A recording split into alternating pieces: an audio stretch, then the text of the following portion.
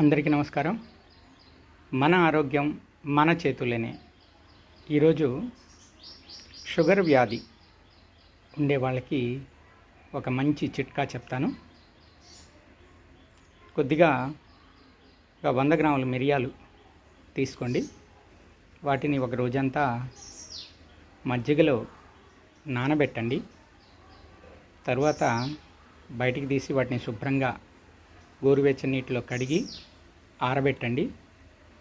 బాగా ఆరిన తర్వాత వాటిని కొద్దిగా దంచి కచ్చాబిచ్చా, అంటే పూర్తిగా మిక్సీలో వేసి పౌడర్ చేయలేదు, కచ్చాబిచ్చా దంచి పాలల్లో కలుపుకొని, అంటే వేడివేడి పాలల్లో వేసి మరిగించి కొద్దిగా ఒక చిటికెడు ప్రతిరోజు మిరియాల పొడి పాలల్లో కలిపి తాగినట్లయితే ఇది షుగర్ వ్యాధికి బాగా కంట్రోల్లో పెడుతుంది.